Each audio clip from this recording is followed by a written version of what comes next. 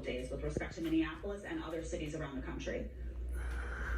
Well, let me tell you what the real sin here is. The real sin of this whole thing is we had a moment. I mean, we had a genuine moment of national unity. People saw this video with their very own eyes of George Floyd.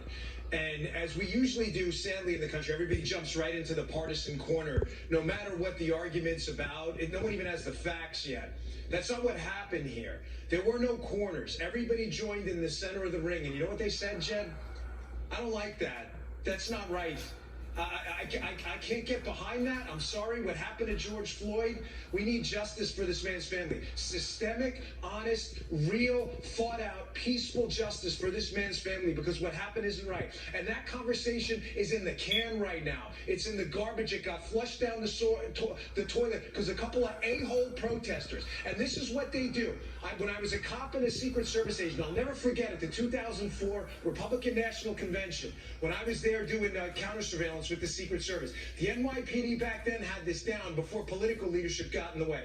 What you do here is these groups of protesters, a lot of them are peaceful, but many of them aren't. And they're typically led by one or two moron agitator losers, zeros, dregs on society that get everybody whipped up into a frenzy. You know what the NYPD did? They come in with mounted units, mopeds, and snow fencing. They'd cordon off the groups into smaller groups. They would pull out those agitators, and you went to jail. And let me tell you something. It was the old Giuliani approach. He wasn't the mayor then, but they kept it. And the Giuliani approach to rioting and civil unrest that turned violent was this. The first dude who throws a rock goes to jail. The second one who throws a rock goes to jail. I'm telling you, there's no third rock. That is it. It stops. And then you move on to the next block and do it again. And this let them vent strategy, which has been tried before, let people vent, is nonsense. You are costing people their lives and their business. This is America. This is not Beirut. Is it time then, Dan, to increase what you prosecute those with? Because it's not just a few agitators. This is across the country. And from my coverage, even in the inauguration of President Trump, they had arrested some 200 people, and they were ultimately trying to narrow it down to get one or two organizers and charge them with conspiracy to incite riot, and that pretty much fell apart. Is it time now to start getting these people and charging them with domestic terrorism? Yes. Yes. Well said. Love DannyB. This is Griff. Listen, the people who show up to these riots, not the protesters, the people who show up to riot, they're showing up, Griff, with chemical incendiary devices ready to burn your city down. These are not protesters. These are domestic terrorists. They are showing up with weapons specifically designed to fracture glass and windows, to then go walk in, loot the place a chemical incendiary device, and burn your city to the ground. They are no different than Al-Qaeda terrorists. That's what these people are. They are terrorists. They use violence, disruption, chaos, theft, and the potential of death. I saw a story about a police officer in California who's now dead.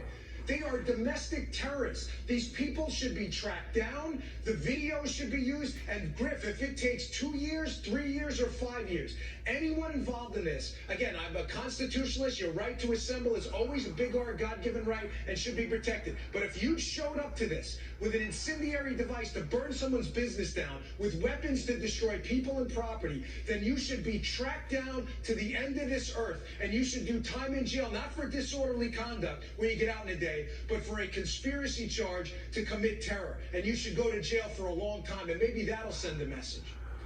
It just might. Dan, great stuff. Appreciate that. We want to get your thoughts also on the president this morning. He's up and tweeting about some of the things that happened last night.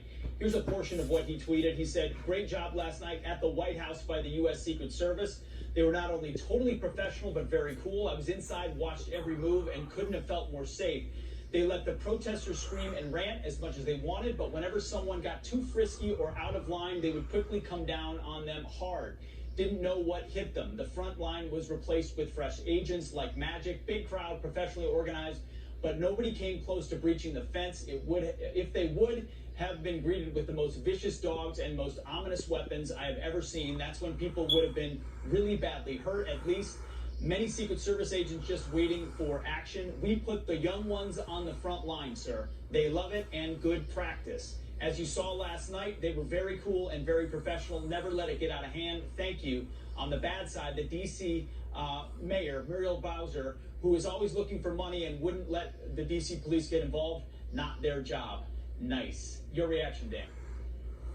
Pete, the greatest honor of my lifetime was to serve in the Secret Service for 12 years of my life. I was humbled by even the experience, and when I was offered the job, I shed a tear. I mean that.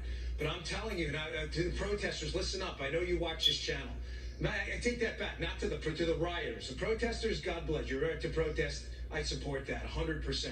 To the rioters, you are making a catastrophic judgmental error if you think for one moment the Secret Service is going to abandon the White House like they abandoned that precinct in Minneapolis. You are making a catastrophic error. I am not kidding. It's not a joke. This is not faux bravado. I'm not trying out for a Stallone movie. I am telling you the truth. This will not end well. I'm warning you, it will not end well. You are a bunch of 18-year-old kids who've been pampered in your basement your entire life. You found an opportunity to go and instigate a riot and collective action because you never do anything yourself because you're a chump. This will not end well. I am not kidding. I am doing you a public service. Protest all one of the you things want. that God has bless been... you. Do not do that. Do not try to get in that White Dan, House. It's a huge, huge mistake.